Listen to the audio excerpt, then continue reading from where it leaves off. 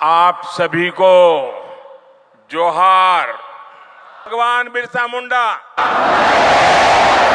भगवान बिरसा मुंडा, भगवान बिरसा मुंडा, भगवान बिरसा मुंडा। देश के किसानों को पीएम किसान सम्मान निधि की 15वीं किस्त रिलीज की गई है।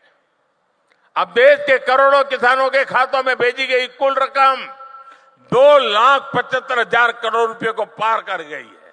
आप में से जो किसान यहां बैठे होंगे उनके मोबाइल पर मैसेज आ चुका होगा कि 2,000 रुपया आपके खाते में जमा हो गया है। कोई कटकी मोदी हिम्मत करके निकला है आदिवासी न्याय अभियान को लेकर के। 2 करोड़ महिलाएं लखपति बन के रहने वाली है, देख लेना। माननीय प्रधानमंत्री महोदय,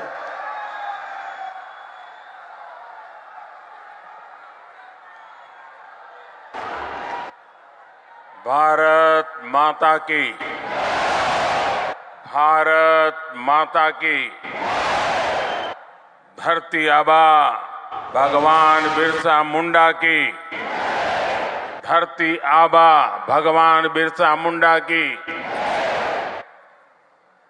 झारखंड के राज्यपाल सीपी राधाकृष्णन जी, मुख्यमंत्री श्रीमान हेमंत सोरेन जी, केंद्र सरकार के मेरे सहयोगी मंत्री अर्जुन मुंडा जी, अन्नपूर्णा देवी जी, हम सबके वरिष्ठ मार्गदर्शक श्रीमान करिया मुंडा जी, मेरे परम मित्र बाबूलाल मरांडी जी, अन्य महानुभाव और झारखंड के मेरे प्रिय परिवारजन, आप सभी को जोहार। आज का दिन सौभाग्य से भरा हुआ है। मैं कुछ देर पहले ही भगवान बिरसा मुंडा की जन्मस्थली उलीहातू से लौटा हूं। उनके परिजनों से भी बड़ी सुखद मुलाकात हुई है और उस पवित्र माटी को माथे पर चढ़ाने का एक परम सौभाग्य मुझे मिला है।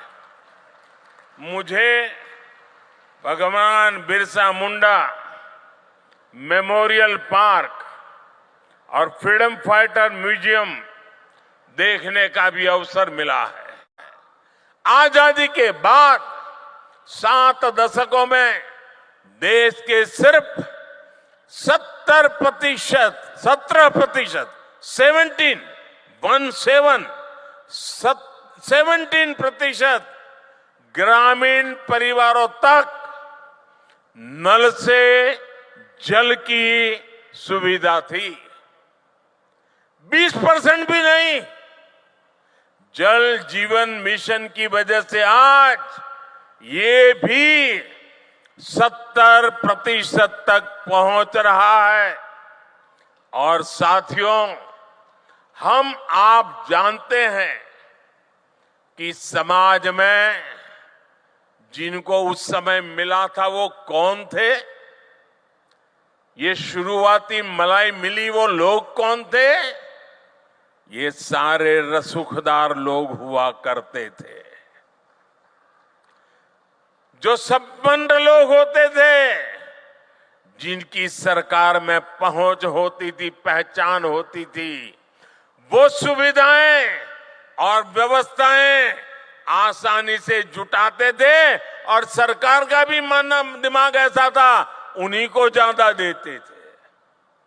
लेकिन जो लोग समाज में पीछे रहे थे, जो मूल सुविधाओं से वंचित थे, उन पर ध्यान देने वाला भी कोई नहीं था। वो असुविधाओं के बीच अपना जीवन काट रहे थे। मोदी ने समाज के ऐसे वंचितों को अपनी प्राथमिकता बनाया। क्योंकि वो लोग हैं जिनके बीच में जिया हूं।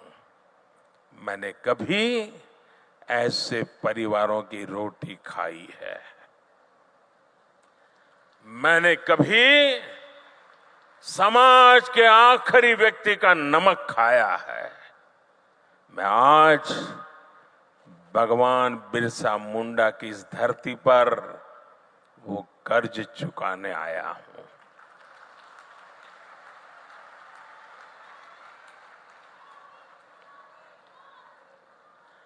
मेरे परिवारजनों, आमतौर पर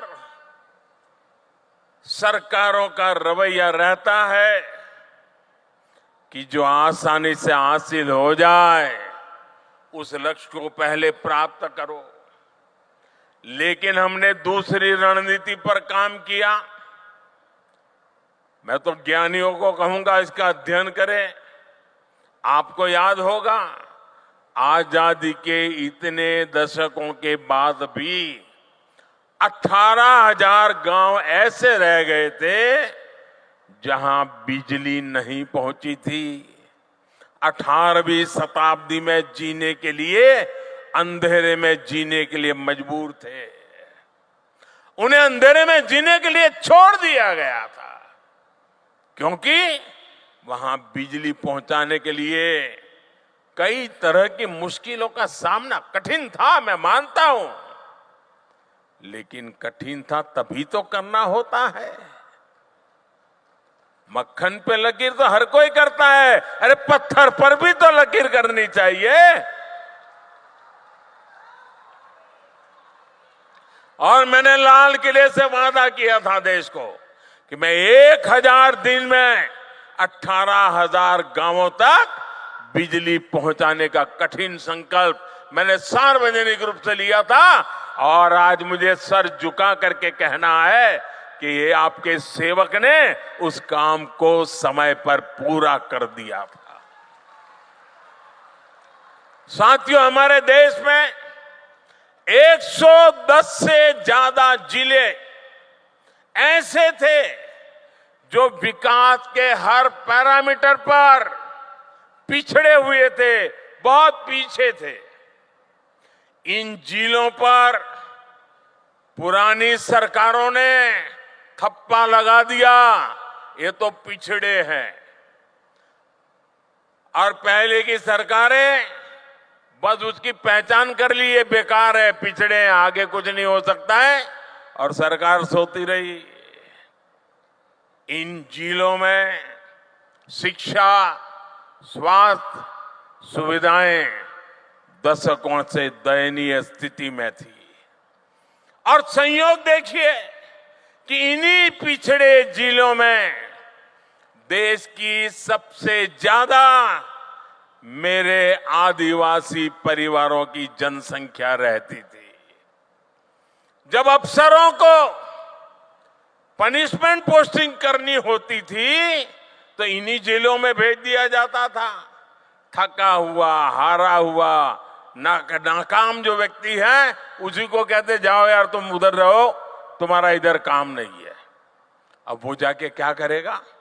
इन 110 से ज्यादा जिलों को अपने हाल पर छोड़कर भारत कभी विकसित नहीं हो सकता था। इसलिए वंचितों को वरीयता के सिद्धांत पर चलते हुए हमारी सरकार ने इन जिलों को एस्पिरेशनल डिस्ट्रिक्ट, आकांक्षी जिलों के रूप में घोषित किया। हमने इन जिलों में सरकारों को विश्वास में लेकर के सबसे होनहार अफसरों को नियुक्त करने पर जोर दिया। जिन जिलों में हम शिक्षा, स्वास्थ्य, सड़क, ऐसे अनेक विषयों पर शून्य से काम शुरू करके सफलता के नए शिखर पर पहुंच रहे हैं। यहां झारखंड में भी ये अपना खूंटी समेत ऐसे कई जिले उस सूची में है। अब आकांक्षी जिला अभियान की सफलता को आकांक्षी ब्लॉक कार्यक्रम के जरिए इसका विस्तार किया जा रहा है। मेरे परिवारजनों, दशकों तक हमारे देश में सोशल जस्टिस, सामाजिक न्याय और सेक्युलरिज्म न जाने रोज सुबह शाम इसके गीत तो बहुत गाए, बयानबाजी बहुत होती रही। सच्चा सेक्युलरिज्म तभी आता है जब देश के किसी भी नागरिक के साथ भेदभाव की सारी संभावनाएं खत्म हो जाए।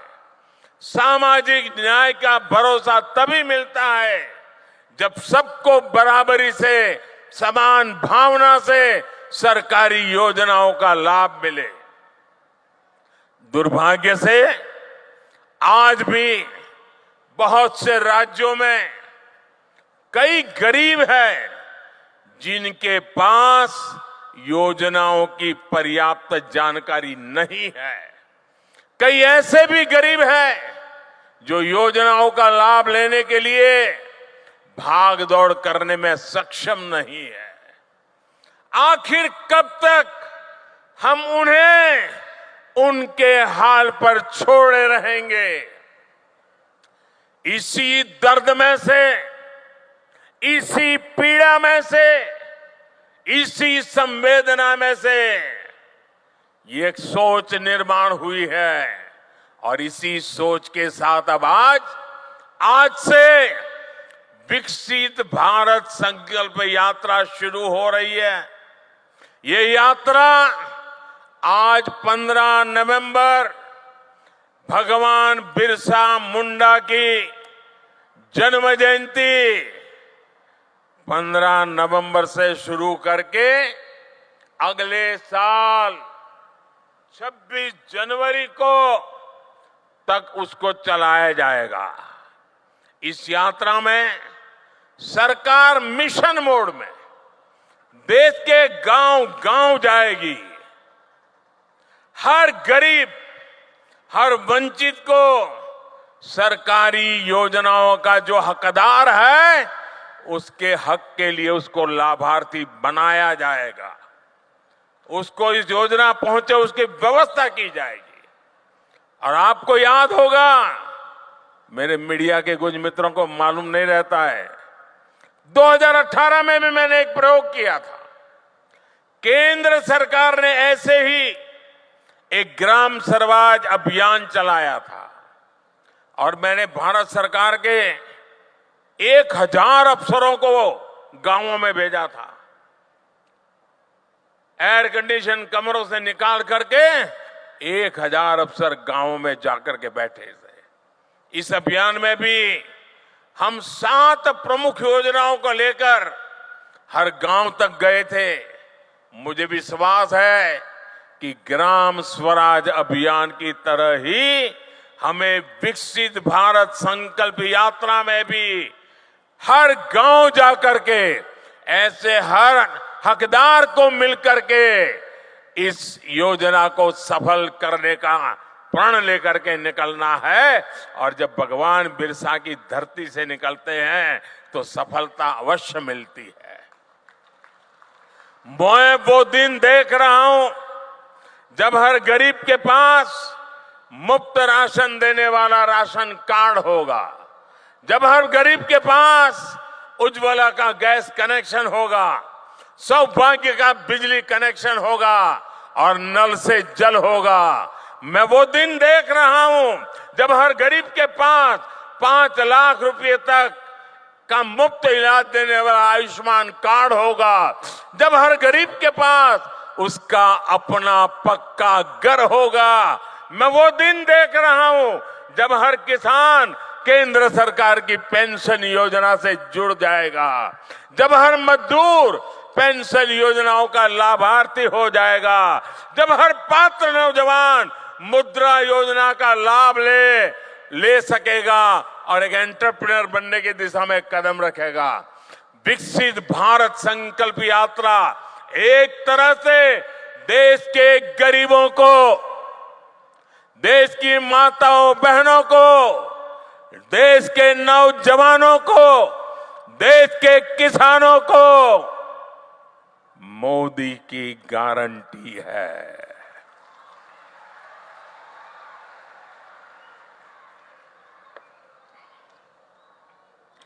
और जब मोदी की गारंटी होती है ना, तो आप जानते हैं वो गारंटी क्या होती है? मोदी की गारंटी यानी गारंटी पूरा होने की भी गारंटी।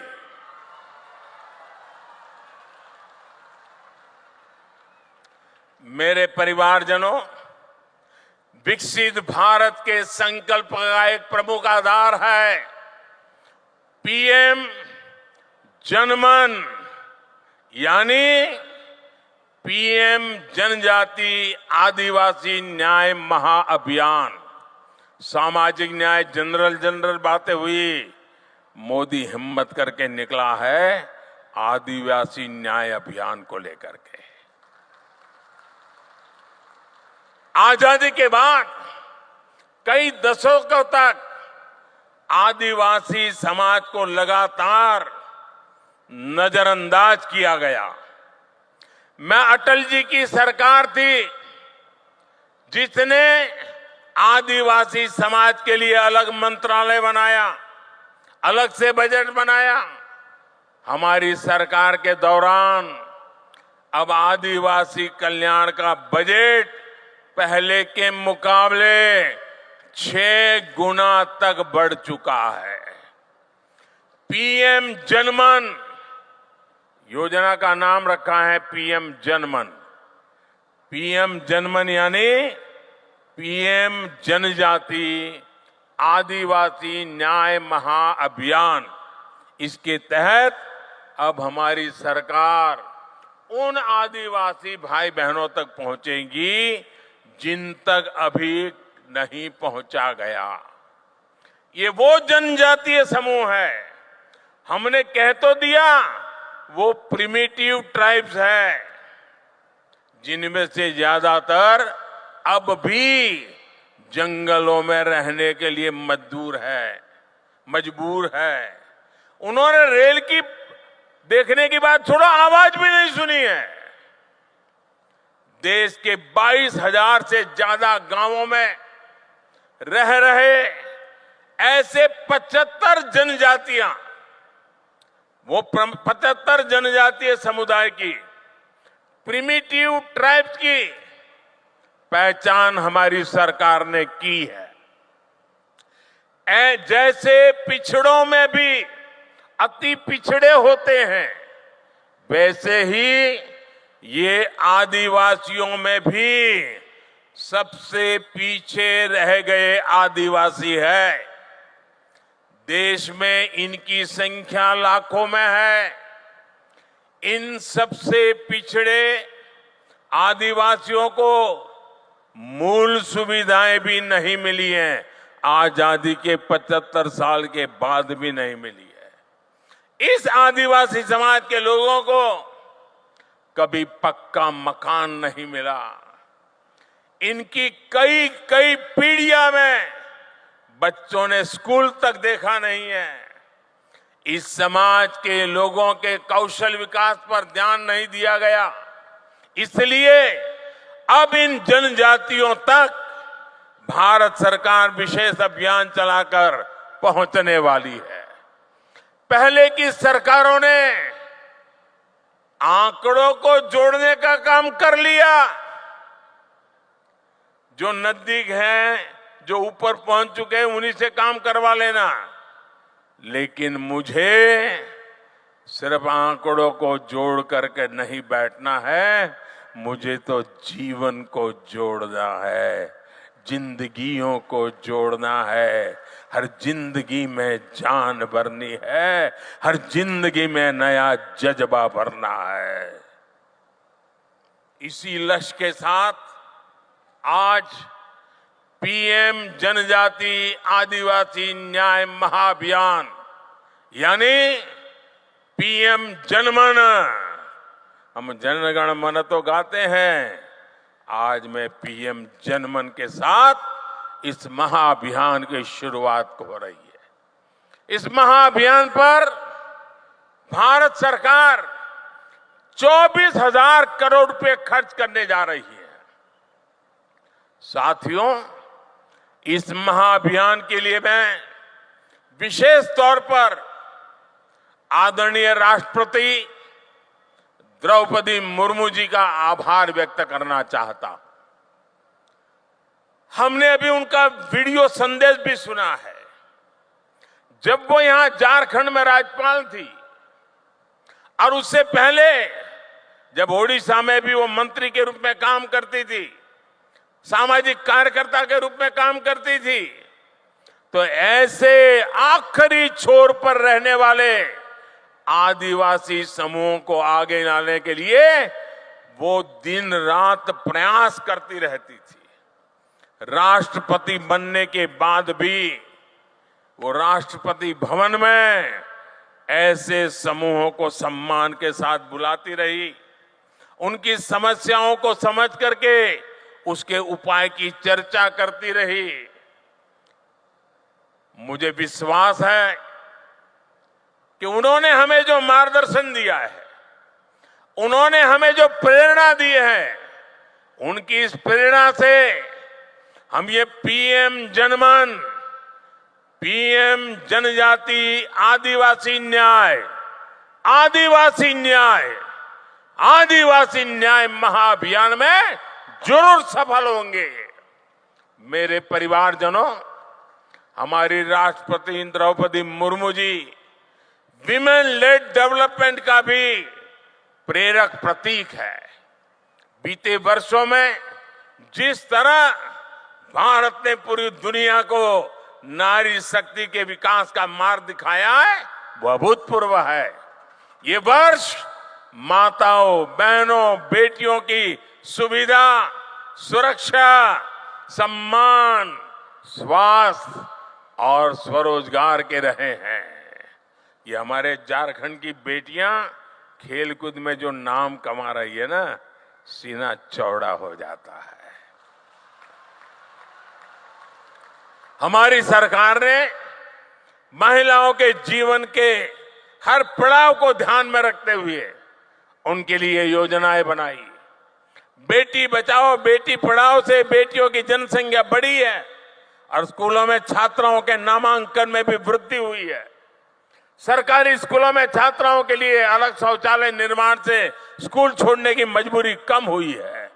पीएम आवास योजना के तहत करोड़ों घर मालकिन बहनें बनी है, बहनों के नाम रजिस्टर हुआ है, पहली बार उनके नाम पर कोई प्रॉपर्टी हुई है। सैनिक स्कूल, डिफेंस एकेडमी को बेटियों के एडमिशन के लिए पहली बार खोल दिया गया है।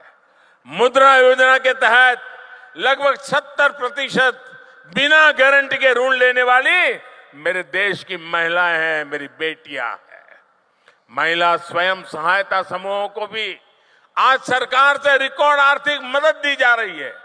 और लखपति दीदी अभियान, कुछ लोगों को मेरी बातें सुनकर के चक्कर आ जाते हैं।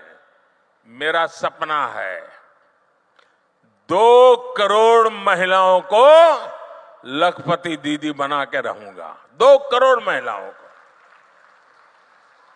स्वयं समाज सहायता समूह चलाने वाली 2 करोड़ महिलाएं लखपति बन के रहने वाली है। देख लेना आप, कुछ महीने पहले ही हमारी सरकार ने विधानसभा और लोकसभा में महिलाओं को आरक्षण देने वाला नारी शक्ति बंधन अधिनियम भी अपनाया है।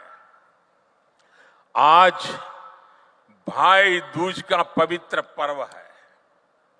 देश की सभी बहनों को उनका ये भाई गारंटी देता है कि बहनों के विकास में आने वाली हर रुकावट को ये आपका भाई ऐसे ही दूर करता रहेगा। आपका भाई आपकी मुसीबतों की मुक्ति के लिए जी जान से जुटा रहेगा। नारी शक्ति का अमृत स्तंभ विकसित भारत के निर्माण में अहम भूमिका निभाएगा। मेरे परिवारजनों, केंद्र सरकार विकसित भारत की यात्रा में हर व्यक्ति के सामर्थ्य का उपयोग करने के लिए प्रतिबद्ध है। 2 महीने पहले ही हमने पीएम विश्वकर्मा योजना भी शुरू की है। सरकार ने उन लोगों को आगे लाने का प्रयास किया है जो अपने पारंपरिक कौशल के लिए जाने जाते हैं।